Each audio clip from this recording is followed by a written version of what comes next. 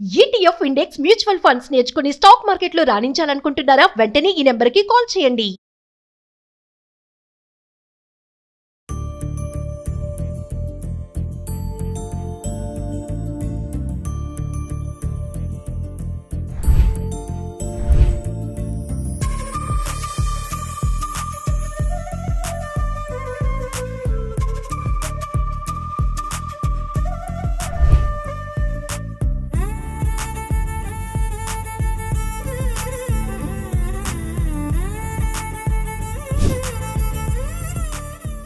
నమస్తే రమగారు. నమస్తే అండి రమగారు. మనకి వినాయక చవితి అనగానే బొజ్జగన్నపైకి ఫస్ట్ చేసేది ఉండ్రాళ్ళు, కుడుములు.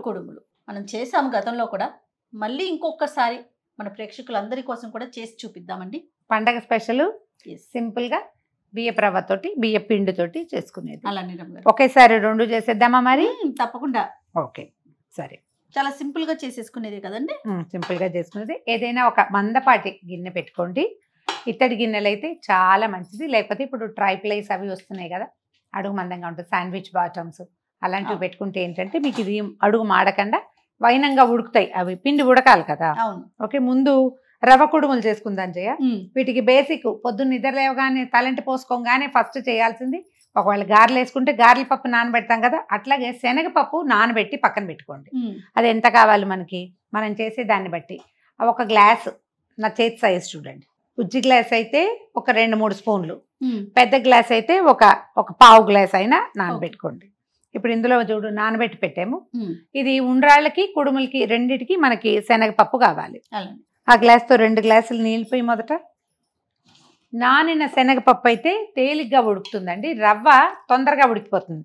శనగపప్పు ఉడకదు, పచ్చి పచ్చిగా ఉండిపోతుంది. ఆ పచ్చి లేకుండా ఉండడం కోసం నానబెట్టాలన్నమాట. నిండుగా పోయి చేయ.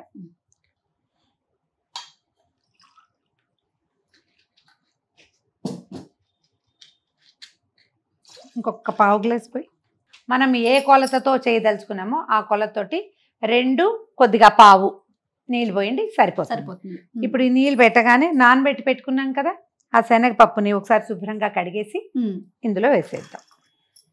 మొత్తం వేసేస్తారా? మొత్తం పట్టదు, మనం చేసే పదార్థాన్ని బట్టి అని చెప్పాను కదా. పెద్ద గ్లాస్ అయితే బాగా 2 సార్లు 2 గుప్పెలు పడతాయి. ఇప్పుడు మనం వేసేదేమో చిన్న గ్లాస్ రవ్వే చేస్తున్నాం కదా, చాలు. పప్పు ఎక్కువైపోతుంది. అదేనండి. నీళ్లు మరిగి ఈ లోపల నిదానంగా ఏంటంటే ఈ శనగపప్పు నానిపోయి ఉంది కదా, అది కొంచెం ఉడుకుపడుతుంది, సరిపోతుంది. నీళ్ళు మరగనిద్దాము. ఓకే, నీళ్లు బాగా తెరులుతున్నాయి చూసావా. శనగపప్పు కూడా ఉడుకుపట్టింది. మనం రవ్వ పోసాక మిగిలిన పప్పు ఉడుకుతుంది. అట్లా సిమ్లో పెట్టండి. దీనికి సరిపడా ఉప్పు వేసేద్దాము. జనరల్గా ఈ పప్పు ఉప్పు వేస్తే పప్పు ఉడకదు లాంటి భావాలు వస్తాయి కదా, కానీ మనం ఉండ్రాళ్ళకి ఉప్పు ఎప్పుడు వేస్తాము, రవ్వ అంతా ఉడికాక వేసామనుకోండి, అప్పుడు ఈవెన్ గా కలవదు. ఓ చోట ఎక్కువ ఓ చోట తక్కువ ఉంటుంది. శనగపప్పు నానింది, అది మీరు పెసరపప్పు అయినా మనం దేంట్లో అయినా నానితే ఉడికిపోతుంది. జస్ట్ ఒక ఉడుకు వస్తే చాలు కదా రమ్మగారు. చాలు, చాలు. ఉప్పు సరిపడా వేయటం. Okay okay. తర్వాత దీనికి సరిపడా జీలకర్ర, ఒక చిన్న స్పూను జీలకర్ర వేద్దాము. ఆ టేస్టే వేరు. అంటే జీలకర్ర ప్రేయసులు కొంతమంది ఉంటారు, వీళ్ళు ఉప్మాలో పులిహోరలో కూడా వేసుకుంటారు. చాలా బాగుంటుంది రమ్మగారు. ఉప్మాలో పులిహోరలో జీలకర్ర లేకుండా ట్రై చేసి చూడండి, దాని రుచి వేరుగా ఉంటుంది. ఓహో, మీకు నేను ఉప్మాలో జీలకర్ర వేసి తినిపిస్తావు, అప్పుడు జీలకర్ర వాసనే వస్తుంది. ఇక రవ్వని పోసేద్దాం ఇందులో.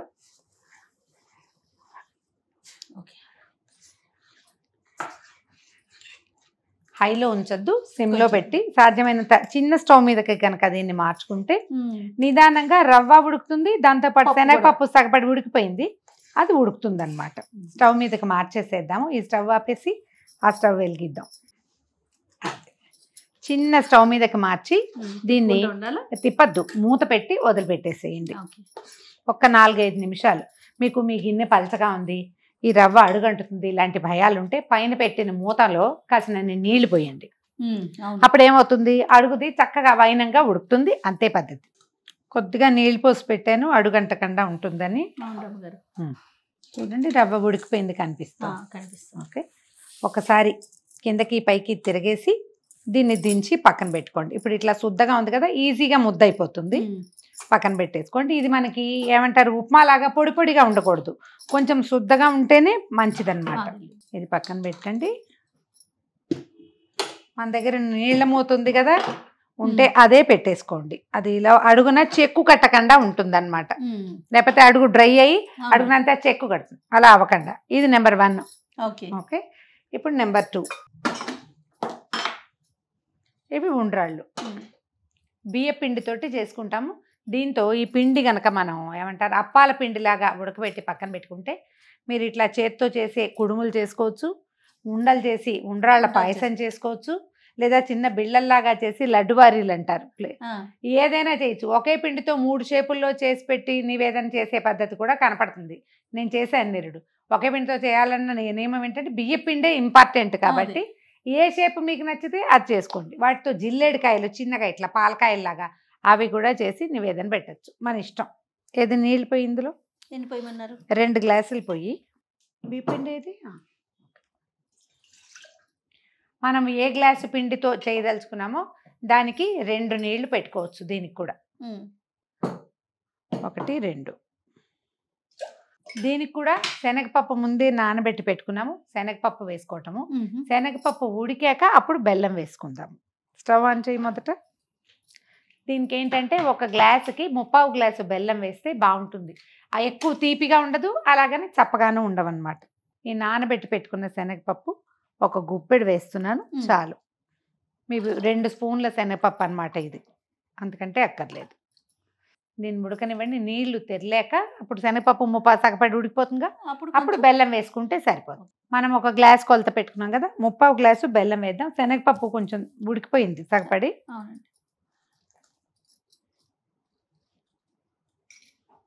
కొలతే పెట్టుకోండి, మీకు ఈజీగా ఉంటుంది. అవును, చాలు రమ్మగారు. కొద్దిగా ఎక్కువ తరిగి పెట్టాము. బెల్లము కరిగితే సరిపోతుంది. దీంట్లో ఏంటంటే 1 చిటిక ఉప్పు, చిటికే కొంచెం 4-5 ఏలక్కాయలు కొట్టేసి ఆ పొడి వేసేసేయండి. ఉప్పు వేస్తే బాగుంటాయి,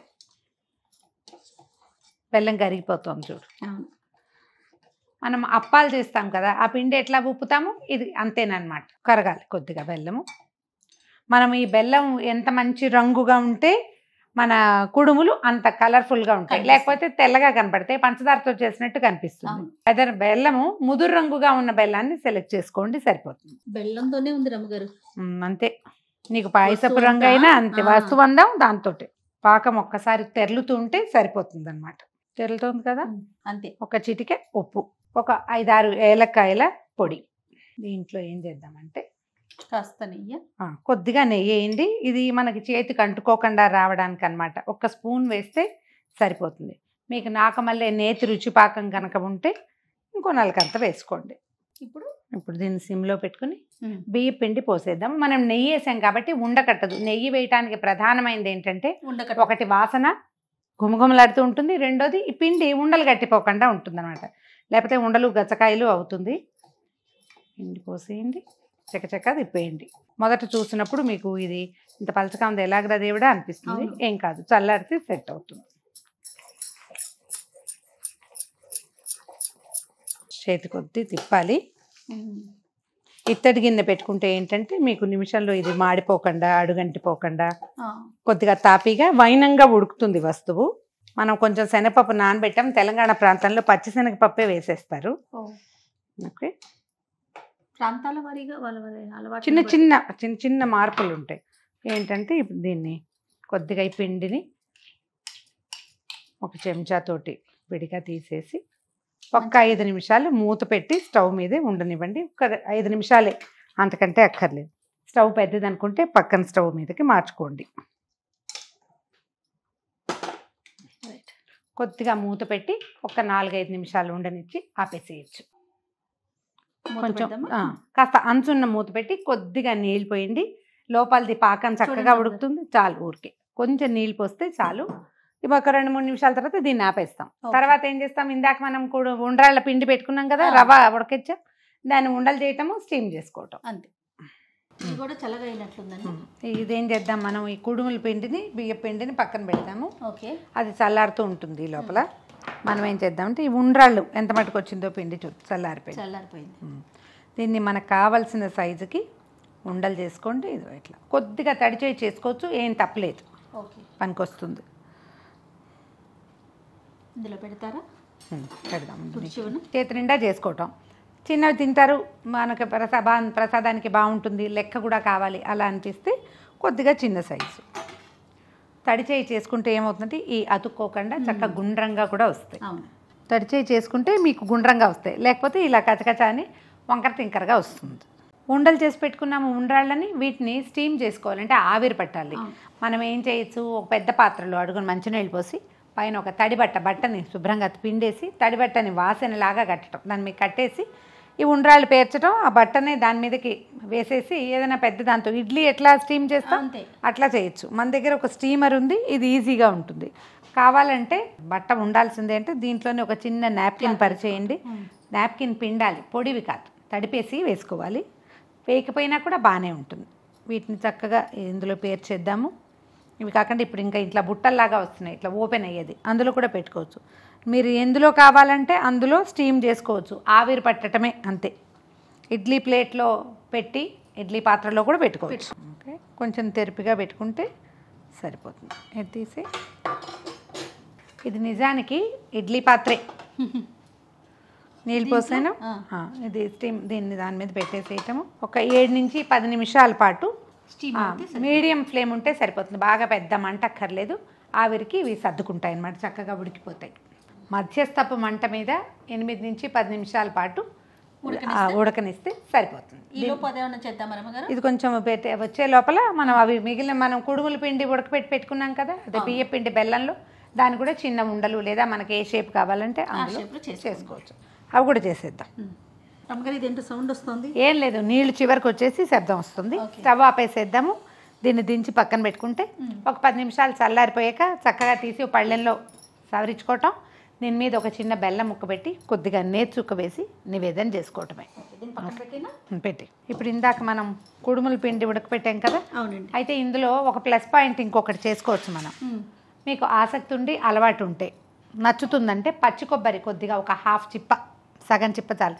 ఇంత పెద్ద కాయ అయితే కాదు, కొంచెం చిన్న కాయ అయితే సగం చిప్ప కోరేసి వేసేయండి. ఎప్పుడు ఇది బీపిండి పోయటానికి ముందు పాకం తెరులుతున్నప్పుడు కొబ్బరి వేసి కొంచెం తెరలనిచ్చి పోసేస్తే కొబ్బరి రుచి కూడా యాడ్ అవుతుంది. ఇలాగూ చేసుకోవచ్చు, అది అమెండ్మెంట్ కావాలంటే అలా కూడా చేసుకోవచ్చు. కొద్దిగా తడిచేయి చేసుకుని మనకు కావాల్సిన షేప్లోకి ఉండలు చేసేసుకుందాం. అందులో పోయి ఇవి ఇందులో పెడదాం. కొద్దిగా చేయి తడి చేసుకుంటే సరిపోతుంది. ఇది మనం చిన్న చిన్న ఉండలు చేసుకుని ఉండ్రాళ్ళ పాయసం చేస్తాం, దాంట్లో కూడా వాడుకోవచ్చు. ఇట్లా నెయ్యి వేసాం కాబట్టి చేతికి అంటుకోదు. చిట్టి ఉండ్రాళ్ళు చేసి పెట్టుకోవచ్చు. దీన్ని మీరు ఇలా చేసి నివేదన చేయొచ్చు, స్టీమ్ చేసి. తర్వాత ఉండని ఫ్లాట్ చేసి అప్పచ్చులాగా ఇలాగూ చేయొచ్చు. లేదా మామూలు మనం కుడుములు అంటాం కదా, చేతితోటి ఇట్లా చేతి గుర్తులు పడేలాగా ఇలా కాయల్లాగా వస్తాయి చూడు, ఇట్లా ఇలా కూడా చేసుకోవచ్చు. మీరు ఎలా కావాలంటే అట్లా చేయండి, ఏ పద్ధతి అలవాటు ఉంటే అది. ఇందులో మనం జిల్లేడు కాయలు అంటారు, అలా కూడా చేయొచ్చు, అది కూడా చూపిద్దాం.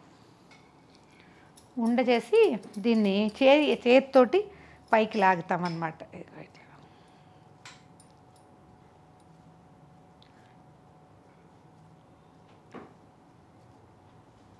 చిన్నవి ఇలా కూడా చేసి పెట్టుకోవచ్చు. గౌరీదేవి షేప్లో చిచ్చుపుడ్లలాగా ఉంటాయి. మీరు ఎలా చేసినా సరే, మనం అయితే అన్నీ ఒకేలా చేద్దాం. చెప్పండి ఎట్లా అట్లా కొద్దిగా ముద్రలు బాగా నొక్కి నీ చేతి చాలు. ఇట్లా చేసి వీటిని స్టీమ్ చేసుకోవటమే. ఊరికే చూపించడానికి చేసామంతే. చేసి కొద్దిగా చేతికి సరిపడా పిండి తీసుకుంటే సరిపోతుంది. ఈ స్టీమ్ చేసేటప్పుడు ఆ నీళ్లు పొంగి పైకి వచ్చేయకుండా కొద్దిగా మీడియం ఫ్లేమ్లో కనుక స్టీమ్ చేసామంటే ఇవి ఆరిపోతాయి చక్కగా ఇంకొక రోజు కూడా నిలవ ఉంటాయి. తీపి మరింతగా తీయగా కావాలి ఉడికిన తర్వాత అంటే 1/4 కప్పుకి ఇంకొంచెం పెంచుకోండి బెల్లం, లేకపోయినా బాగుంటుంది. ఇట్లా కూడా ఊరికే అది వేడిగా ఉంటే మన చెయ్యి కాలకుండానే మనం తడి చేసుకుంటున్నాం అన్నమాట. అయిపోయింది కదా. మనం ఏ పాత్రలో నివేదన పెట్టుకుంటామో అందులో చక్కగా వీటిని ఏర్పాటుగా పెట్టేసి